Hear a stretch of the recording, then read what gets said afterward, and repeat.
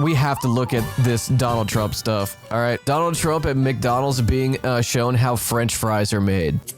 I mean, if you're on his campaign, and I know you are certainly not, I'm not making any implication of that, but what is the logic behind this, going to a McDonald's? Again, legacy media, having also participated in this modern phenomenon of American politics just declining to the lowest common denominator, the worst elements of American politics, is completely unequipped to talk about these things. You want to know why Donald Trump is doing this?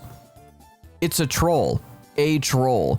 It is very European, I will say this much, because I remember in 2020 watching the UK elections, because I was listening to Chapo and Hassan, and they would talk about Jezza a lot, and I became interested in Jeremy Corbyn myself. And in watching that election, I would notice that European elections often do these things where they'll go to a soup kitchen, and they'll be giving out food, or they'll go to a certain popular spot, and they'll go behind the counter, and they'll help cook stuff and hand out meals and whatever. It's a very European thing. But this, being very American, is a troll. It's a troll because for some reason the Republican Party has it in its mind that Kamala Harris didn't actually work at a McDonald's, which is the dumbest thing to attack her on, but for some reason works. I don't know why. I am the hog whisperer, and I can't explain why this actually works. A lot of conservatives think that fast food isn't a quote-unquote real job. Yeah, but here's the thing. Neither do liberals. Liberals also don't think that working at McDonald's is a real job. I know at some point Donald Trump was talking to the McDonald's workers about I'm not going to be taxing your tips. I'm going to do no tax on tips. And they're like, oh, cool. Well, we don't make tips here. There's no logic to it. It's a stunt. He has not put forth an economic agenda. I kept seeing this guy in clips and photos, and I just know this dude hit the Benjamin before Donald Trump came over. He had to. Chat, if you're working at a Mickey D's and your manager's yeah, Donald Trump's going to come in. They're going to be in here. We're going to shut down operations for a little bit. You're hitting the Benjamin before he comes in. Yeah, hit the Blinkerton in the walk-in. If there wasn't the big camera crew there and my manager was watching every move, I would be like, yo, Don, you wanna go to the walk-in, hit the Blinkerton, Even there, they were yelling at the window to raise the minimum wage.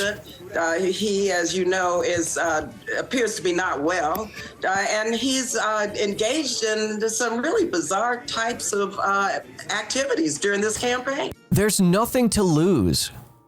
There's this doesn't gain and it doesn't lose anything. This is just having fun with it. At this point, he's just enjoying the ride, right? Because win or lose, he's not going to jail. Worst case scenario, they're going to lose a lot of money in legal cases because the RNC is not going to be paying his fines, his court fees. That's it. He doesn't lose anything. So this is just another one of those stunts that he will continue on through the campaign. And I think that we need to really focus on making sure that he is not elected, of course, because he is a threat to our democracy, but also... you can't be talking about threats to democracy when he's being shown how a friolator works. I'm sorry.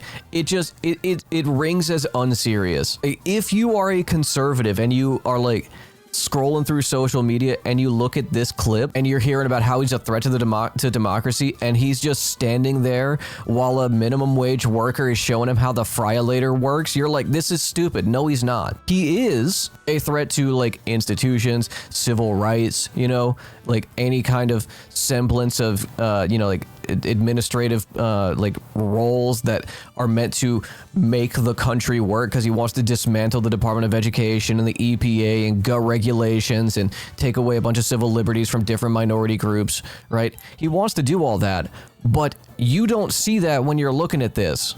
If you wanted to have a good critique, it's here is a billionaire pretending to be like you. He's not going to be here all day, every day, 8 hours on his feet, sweating it up, struggling to pay rent. He's pretending. This struggle that people go through is a photo op for him. That's how disconnected he is. This is the first time he's ever set foot behind the counter. The first time he's ever had grease on his shoes. Like, that's what you talk about. And you know, the workers were there until like 2 a.m. After shift, making sure the place was spotless when everybody came in. They've probably been getting yelled at by a manager for 2 weeks. Yeah, you know these guys. And these are like, unironically, the best workers. You know that it wasn't your normal shift workers. This was all like the best workers at that McDonald's. You think they were getting overtime? You think they were getting like paid extra for this? Fuck no. And it wasn't even like the benevolent billionaire moment where he like took the workers aside and wanted to hear about their stories and hear about their struggles and what they want out of a Donald Trump presidency. And even the extra benevolent billionaire, like, give them money for their college tuition or some shit. He didn't even do that. He was just having a good time. Like, he was just having a good time. This is a great photo, by the way. It does play well to the audience. If you were to take this photo, right, put it in an editor, the last connections to humanity that I have. Look at that. Gone. I did it all for the grind. Look at that. That looks like an old-timey photo of like one of the first McDonald's like managers. You know? You would see that like framed in the manager's office. It does play very well. But also, if you look deep in his face, if you look deep in his eyes, there's a bit of contempt there. There's a bit of contempt in his face of like, I have to rub elbows with the fucking peasantry. Yeah, just a bit of disgust. Breaking Donald Trump's campaign and followers claimed that he was really working at a McDonald's and serves food. False McDonald's was closed and the customers were supporters who rehearsed in advance, plus members of the media. Okay, let's not give it too much thought, right? Yes, it was closed. It was a controlled environment. Yeah. But there were supporters that came through, rehearsed, that came through and are gonna like remember that moment. We give too much credit oftentimes when we're trying to be critical of like these, you know, powerful people. We give too much credit to like the circumstance. Did you hear the customers? Thank you for my fries only order. The Harris No. loss agenda is about the economy, reducing the cost of living, reducing the cost of prescription drugs, reducing the cost of housing, and making life better for everyone. And that's what we have to focus on and make sure we get every voter to the polls and make sure that the voters vote. I feel like this is a part of the broader effects of neoliberalism alienating the bourgeois to the extent that they try trad wife shit or do temporary manual labor to feel something again. Yes.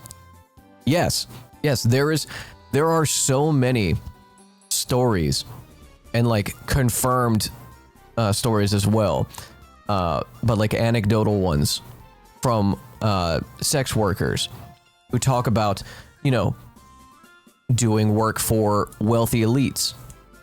And oftentimes when they are being, you know, hired by wealthy people, what they want is to be humiliated.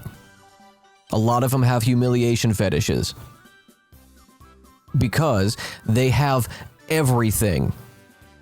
They live in an entirely different world from you and I. They live completely separate from the peasantry. When they go to fly to airport, there's a different entrance for them. There's different like security checks that they go through. There are services that wealthy people take advantage of, where they never even have to breathe the same air as you. You think Don's taking off his shoes at security? Fuck no. You think Jeffrey Bezos has to, you know, have his laptop out while he's going through security like he's going in the fucking body scanner? No, that ain't happening.